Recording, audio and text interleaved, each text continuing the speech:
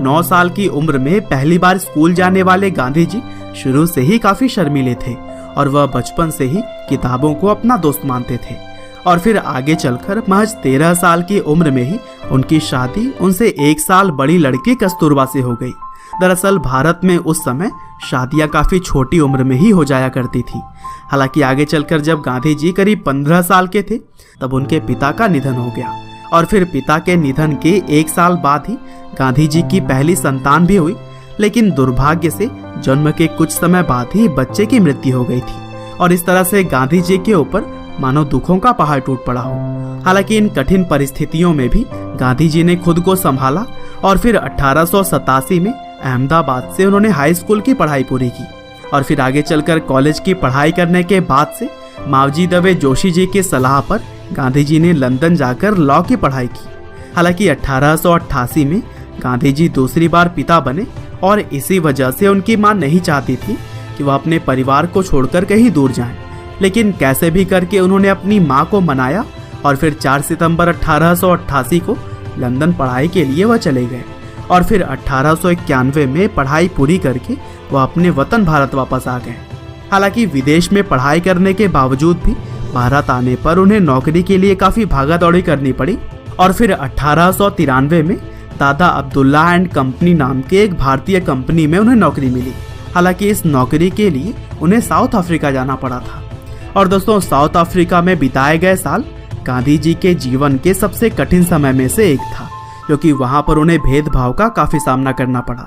हालांकि इन्हीं भेदभाव ने ही उन्हें इतना सक्षम बना दिया कि वह लड़ने के लिए पूरी तरह से तैयार रहते थे।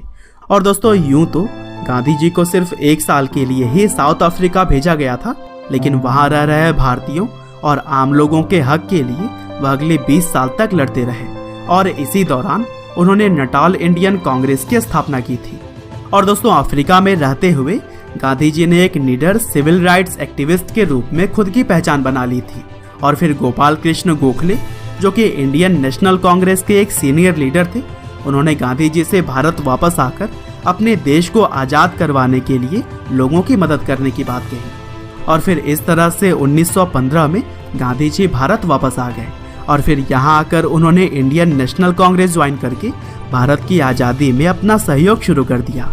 और दोस्तों, भारत के अंदर महज कुछ सालों में ही वह लोगों के चहेते बन गए और फिर अहिंसा के मार्ग पर चलते हुए उन्होंने भारत के लोगों में एकता की गांठ बांध दी। यहाँ तक कि उन्होंने अलग अलग धर्म और जात के लोगों को भी एक साथ लाने का काम किया। और दोस्तों, 1922 में गांधी जी ने असहयोग आंदोलन चलाया, जिसके तहत अंग्रेजी चीजों का इस्तेमाल भारतीय लोगों ने लगभग बंद ही कर दिया था। और फिर जब यह आंदोलन काफी सफल साबित हो रहा था तब महात्मा गांधी को 1922 में 2 सालों के लिए जेल भेज दिया गया। हालांकि गांधी जी के जेल जाने पर लोगों के अंदर और भी गुस्सा आ गया, जिसकी वजह से पूरा भारत अब एक होने लगा था। और फिर इसी कड़ी में ही मार्च 1930 में दांडी यात्रा को भी अंजाम दिया गया, जिसमें कि 60,000 लोगों की गिरफ्तारी हुई। और फिर इसी तरह से ही आगे भी गांधी जी के नेतृत्व में क्विट इंडिया मूवमेंट की तरह ही कई और भी आंदोलनों को अंजाम दिया जाता रहा और इस दौरान गांधी जी की बहुत बार गिरफ्तारी भी हुई।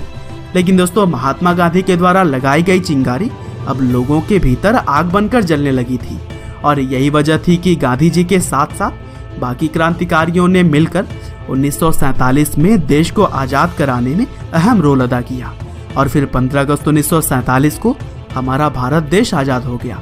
हालांकि अभी देश के अंदर आज़ादी का जश्न चल ही रहा था, तभी 30 जनवरी 1948 को नाथूराम गोडसे ने गांधी जी की गोली मारकर हत्या कर दी और फिर इस घटना ने न सिर्फ देश में बल्कि पूरी दुनिया में ही शोक फैला दिया।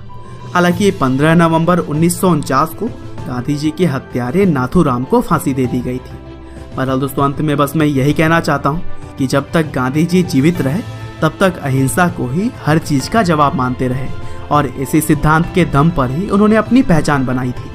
हालांकि भले ही वह अब हमारे बीच नहीं है, लेकिन उनकी सीख और उनके सिद्धांत आज भी पूरी दुनिया मानती है। उम्मीद करते हैं कि गांधी जी की यह बायोग्राफी आपको जरूर ही पसंद आई होगी। आपका बहुमूल्य समय देने के लिए बहुत बहुत धन्यवाद।